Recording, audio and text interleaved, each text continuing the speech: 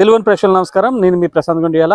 శ్రీకాకుళం జిల్లా ఇచ్చాపురం నియోజకవర్గం తెలుగుదేశం పార్టీకి కంచుకోటగా చెప్పుకునే నియోజకవర్గం. పార్టీ ఆవిర్భావం మొదలు కేవలం ఒక్కసారి మాత్రమే మినహా మిగిలిన అన్ని ఎన్నికల్లో కూడా ఇక్కడ పసుపు జెండా రెపరెపలాడిన పరిస్థితి. ఈ నేపథ్యంలో ఈ నియోజకవర్గంలో ఎలాగైనా పాగా వేయాలని వైకాపా పద్మ వ్యూహం రచిస్తుంది. గడిచిన 2-3 ఏళ్లుగా అనేక పదవులు ఇచ్చాపురంకి ప్రకటించింది, కేటాయించింది కూడా. ఏదైతే కేబినెట్ స్థాయి పదవితో పాటు లెజిస్లేటివ్ స్థాయి పదవి, 2 రాష్ట్ర స్థాయి నామినేటెడ్ పదవులు ఇచ్చి అశోక్ చుట్టూ పద్మ వ్యూహం రచిస్తున్నారు. ఈ పద్మ వ్యూహాన్ని అశోక్ ఛేదిస్తారా, ఈసారి హ్యాట్రిక్ కొడతారా? ఆయన మాటలో తెలుసుకుందాం. అశోక్ గారు, ఈసారి వైసీపీ మీ చుట్టూ పద్మ వ్యూహం గడిచిన 2-3 ఏళ్ళుగా రచిస్తున్న పరిస్థితి.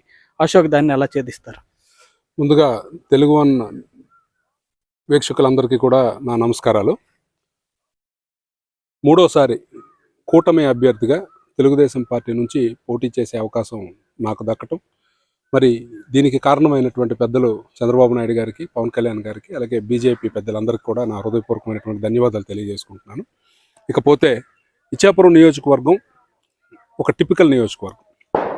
ముఖ్యంగా తెలుగుదేశం పార్టీకి ఒక కంచుకోట లాంటి ఈ నియోజకవర్గంలో మీరు చెప్పినట్లుగానే ఒకసారికి మినహా ఎప్పుడు కూడా ఓడిపోయినటువంటి చరిత్ర ఈ నియోజకవర్గానికి ఉంది. ముఖ్యంగా మీరు 2019 ఎలక్షన్స్ ఒక టిపికల్ సిచ్యుయేషన్లో జరిగినప్పటికీ, రాష్ట్రం అంతా వైసీపీ హవా ఉన్నప్పటికీ కూడా మరి తెలుగుదేశాన్ని ఇక్కడ నిలబెట్టుకోగలిగే పరిస్థితి ఉంది.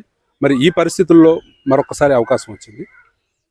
మీరు చెప్పినట్టు ఏ పార్టీ అయినా సరే తన వంతు ప్రయత్నం తను చేస్తుంది. గెలవాలనే ప్రయత్నం అనేక రకాలుగా ఈరోజు మీరు చూస్తే ఇచ్చాపురం నియోజకవర్గం ఎట్టి పరిస్థితుల్లో ఈసారి బ్రేక్ చేయాలని ఒక తపనతో అనేక రకమైనటువంటి పదవులు కట్టబెట్టి అనేక రకమైనటువంటి కార్యక్రమాలతో వాళ్ళు ప్రజల దగ్గరికి వెళ్ళే ప్రయత్నం చేస్తున్నారు. అయితే తెలుగుదేశం పార్టీకి ఉన్నటువంటి పెద్ద బలం ఏంటంటే ప్రజాబలం. మీ అందరికీ తెలుసు, ఇచ్చాపురం నియోజకవర్గంలో ప్రతి డోర్ టు డోర్ టచ్ చేసినటువంటి అనుభవం నాకుంది. ఈ 10 ఏళ్లలో దాదాపు 5 సార్లు ఈ నియోజకవర్గం మొత్తం నేను చుట్టాను. నాకు ఇక్కడ ఉన్నటువంటి ప్రజల సంగతి తెలుసు, వాళ్ళకు ఉన్నటువంటి కష్టాల సంగతి తెలుసు. ఆ కష్టాలు ఎంతవరకు నేను తీర్చగలిగానో ప్రజలకు తెలుసు.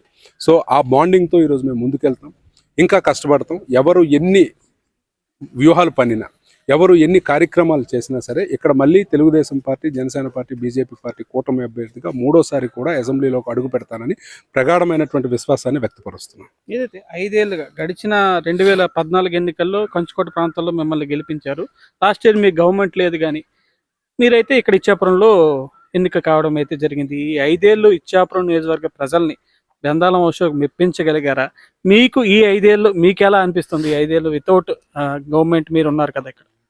ఖచ్చితంగా మీరు చూసినట్లయితే గవర్నమెంట్ ఉన్నప్పుడు కార్యక్రమాలు చేసుకునే దాని స్పీడ్ కన్నా గవర్నమెంట్ లేనప్పుడు కార్యక్రమాలు చేయడానికి కొంత వెనకబడినటువంటి మాట వాస్తవమే. కారణం, జగన్మోహన్ రెడ్డి అనే వ్యక్తి రాజకీయాలు చేయకుండా రాజకీయాన్ని ఒక కక్షపూరితమైనటువంటి ఒక ప్లాట్ఫామ్గా మార్చినటువంటి సందర్భం మనందరం కూడా చూసాం. ఇక్కడ అనేక రకాలైనటువంటి సమస్యలు ఇచ్చాపురం నియోజకవర్గానికి సంబంధించి దీర్ఘకాలికమైనటువంటి సమస్యలు, లేకపోతే రోడ్లు లేకపోవడం లాంటి అనేక కార్యక్రమాలు ఉన్నాయి. గతంలో 2014 నుంచి 2019 మొదటిసారి నేను ఎమ్మెల్యేగా తెలుగుదేశం పార్టీ అధికారంలో ఉన్నప్పుడు అనేక రకమైనటువంటి బ్రిడ్జ్లు కానీ, డయాలసిస్ సెంటర్లు కానీ, డ్రింకింగ్ వాటర్ కానీ, ఇరిగేషన్కి సంబంధించినటువంటి అంశాలు కానీ అన్నీ కూడా టచ్ చేస్తూ, రోడ్స్ వేయడానికి ప్రాధాన్యత ఇస్తూ ఎన్నో రకాలైనటువంటి కార్యక్రమాలు మేము చేసాం. దురదృష్టం, పార్టీ అధికారం కోల్పోయిన తర్వాత ఇన్ని పదవులు ఉన్నాయి, వైసీపీ వాళ్ళకి ఇన్ని పదవులు ఇచ్చారు. ఎక్కడ కూడా మేము మొదలుపెట్టినటువంటి అభివృద్ధిని పూర్తి చేయలేదు, వాళ్ళు కొత్తగా తెచ్చే అభివృద్ధి పనులు ఏమీ చేయలేదు. కానీ మేము చేసినటువంటి కార్యక్రమాలకి ఈరోజు శిలాఫలకాలు వేసుకుని కాలం గడిపినటువంటి పరిస్థితి. సో దీనికోసం అనేక సందర్భాల్లో మీరు చూస్తే ఈ 5 సంవత్సరాలు కూడా పోరాటం చేసాం. ప్రధానంగా ఏంటి అని అంటే, ఈరోజు ఉదాహరణకి బాహుదా వంశధార ఇంటర్లింకింగ్ గురించి గత ప్రభుత్వం 6,600 కోట్లు వెచ్చించి ఏజెన్సీ కూడా ఫైనలైజ్ చేసినటువంటి సందర్భం మీ అందరికీ తెలుసు. ఆ ప్రాజెక్ట్ ఏమైంది? ఈ రోజు వరకు మీరు ఏజెన్సీలను మార్చే ప్రయత్నం కూడా మీరు చేయకుండా దాన్ని అటకెక్కించినటువంటి సందర్భం. మీరు ఏమైనా క్లారిటీ ఇస్తారా ఆ ప్రాజెక్ట్ మీద? ఖచ్చితంగా ఇస్తామండి. ఈరోజు చంద్రబాబు నాయుడు గారికి మానసపుత్రిక లింకింగ్ ఆఫ్ ది రివర్స్ మీకు అన్నీ తెలుసు. పోలవరం ఏదైతే అక్కడ రైట్ మెయిన్ కెనాల్, ఇక్కడ ఏదైతే మనకి ఆ రోజు గోదావరి కృష్ణ అనుసంధానం చేసినటువంటి ప్రాజెక్ట్, కానీ ఇలా ప్రతి ఒక్క దగ్గర కూడా రివర్ లింకేజ్ గురించి ఒక పెద్ద ఎత్తున ఒక ప్రయత్నం, ఒక జల యజ్ఞంగా ఆ రోజు చంద్రబాబు నాయుడు గారు చేసినటువంటి సందర్భం. ఈ గవర్నమెంట్ వచ్చిన తర్వాత ఇరిగేషన్ మీద ఏ రకమైనటువంటి అంశం కూడా తీసుకున్నటువంటి పరిస్థితి ఉంది.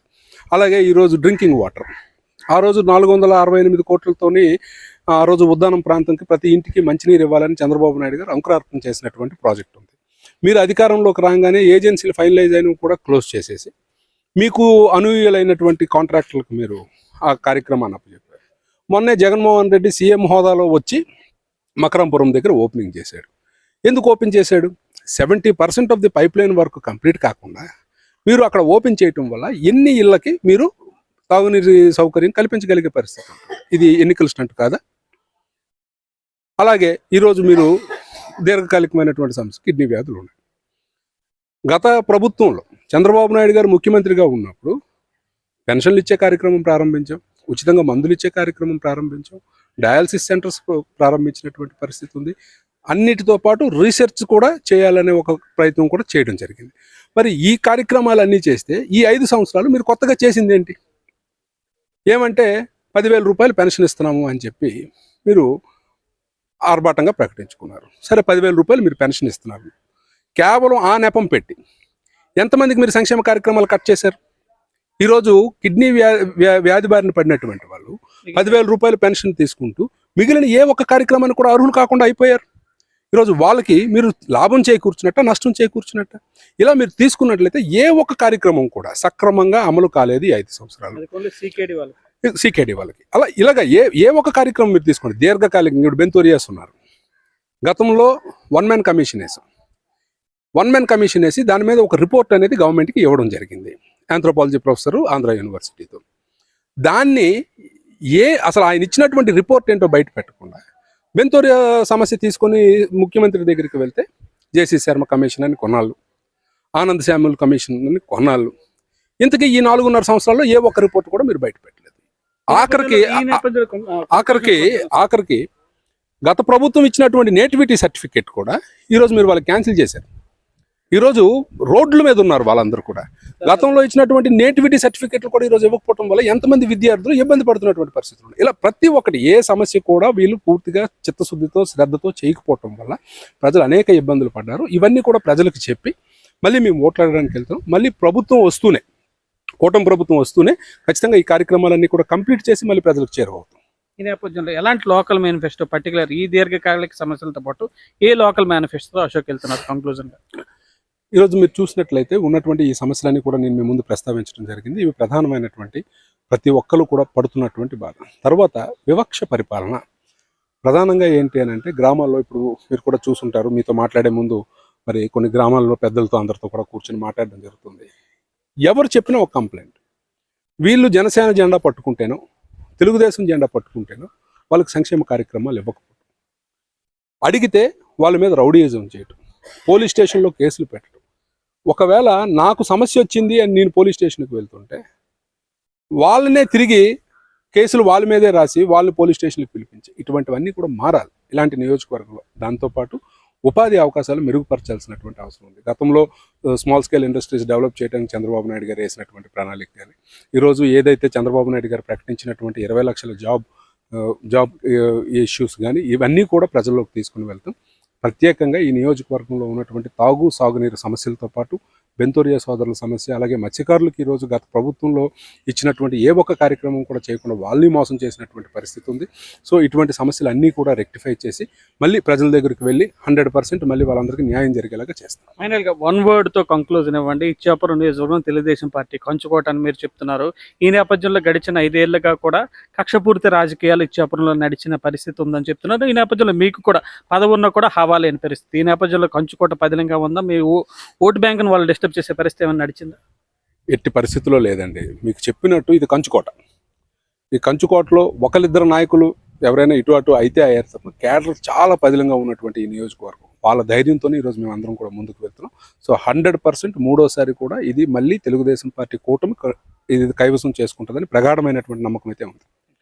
ఇది ఇచ్చాపురం ఎమ్మెల్యే బెందాలం అశోక్ చెప్తున్నమాట. ఇచ్చాపురంలో తెదేపా కంచుకోట పదిలంగా ఉందని, వచ్చే ఎన్నికల్లో మరోసారి ఈ ప్రాంతాల్లో తెలుగుదేశం పార్టీ జెండాను, కూటమి జెండాను ఎగరవేస్తామని అన్ని పార్టీల మద్దతుతో, మిత్రపక్షాల మద్దతుతో స్పష్టమైన మెజార్టీతో ఇచ్చాపురంలో తెలుగుదేశం జయకేతనం ఎగురవేస్తుందని ఎమ్మెల్యే అశోక్ చెప్తున్నారు. శ్రీకాకుళం జిల్లా ఇచ్చాపురం నుంచి ప్రశాంత్, తెలుగు న్యూస్.